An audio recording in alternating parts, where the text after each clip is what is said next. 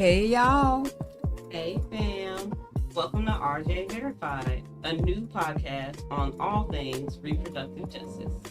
Miss Jones, let them know what's the goal of RJ Verified. All right then, Dr. Amber. Yeah, we have our own personal Dr. Amber. RJ Verified seeks to transform how we understand and advocate for reproductive justice by centering the experiences and voices of Black women and communities of color. And one of the things about this is that not only when we're talking about centering the experiences of Black women, we're just talking about like the entire spectrum of who and what and how Black women show up.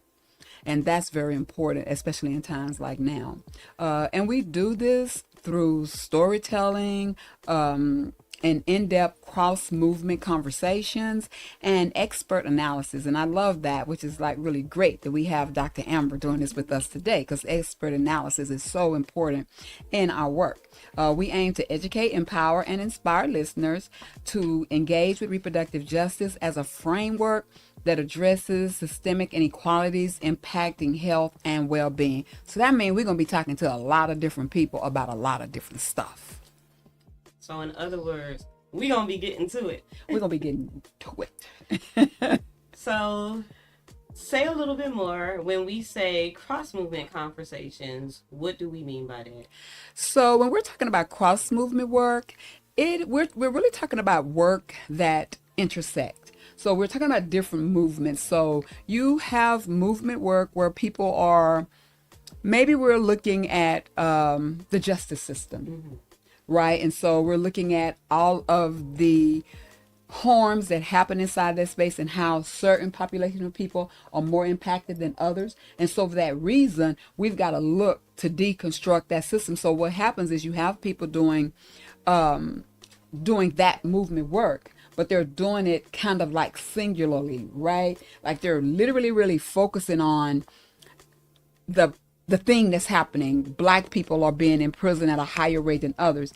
And so what's important is that when you look deep into the criminal justice system and you look at how the criminal justice system have always been used to harm Black folk or other non-white folk, that centers it right inside of reproductive justice, because reproductive justice is a framework that was built on human rights and social justice. Right. And so when we bring that in, then we're looking at the entire experiences. So we're just not looking at that one crime. We're looking at the entire experiences of Black folk and how we have had to show up in this system, right? And so when we come together to do this work, then it broadens the way in which we do the work, right? It expands the work that we're doing. But most importantly, it brings more players into the game. Correct. So it's kind of like that thing, looking at where the work axis, All right.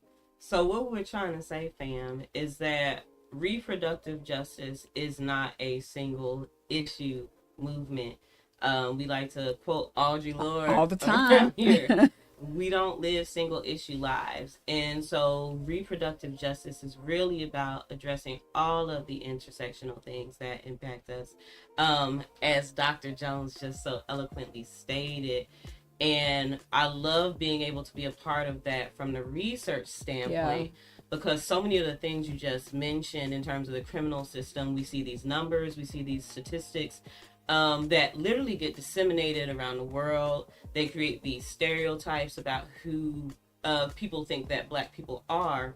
And those numbers really don't accurately account for the lived realities of everybody involved in RJ, which is why the storytelling that we do is so important.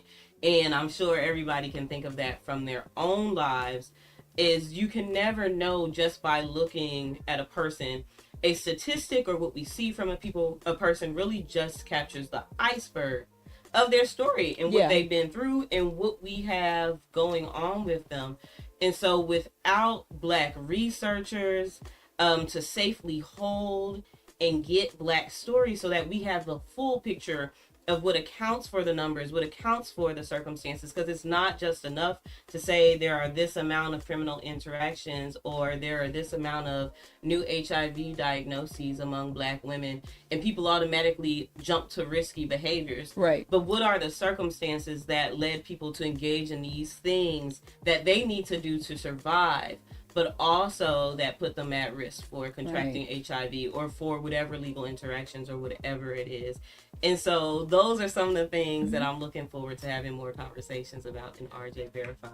Right. We're really going to dig off. We're going to really dig into, we're going to really dig into those conversations, because really those are, like what you just said, is exactly why we founded the Afia Center, because we wanted to talk about what brought us to HIV, what led us to HIV, because we were really clear that if you change the circumstances that people live in, the behavior automatically change, right? And so that was really important to us. And as you said that, and we're definitely going to dig deep into this, because yesterday I was looking at social media and they talked about one of the young men who escaped from Angola. Mm-hmm. And many, many years ago, his mother was killed by, I don't know if it said her boyfriend, her husband, or whatever, but she was killed. Mm-hmm.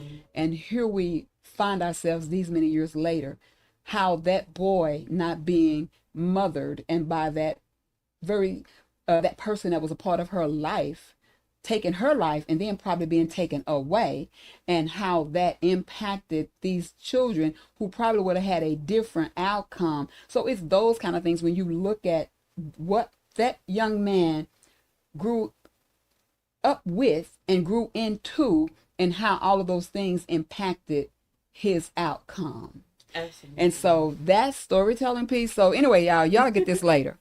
I'm just letting you know that these are the kind of conversations that we're going to have. So right there's your connection with the justice system or the prison system, or however we want to look at it, and RJ, because just like RJ states that we have the right to parent, our children have the right to be parented.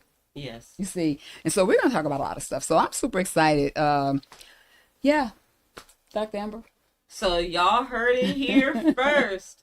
RJ Verified is going to tackle a lot of big questions, a lot of difficult conversations, and a lot of conversations that aren't being heard, as you just heard us discuss. These include things like, what does reproductive justice mean for Black communities? How do we fight for policies that truly reflect equity and liberation? And then how do we center our own stories as Black people in this movement for the change we need to see? So hold tight. We're going to take a quick break and we'll be right back with you. Soon. We want you to stay tuned and just be ready when we drop. We know that you're going to be growing, you're going to be gaining information that you're going to need to not only advocate for yourself, but also advocate for your community, advocate for your people, advocate for your folk. And so what we just looking to work together for a world where everybody can live with dignity, autonomy, and justice. So check us out. We'll see you soon.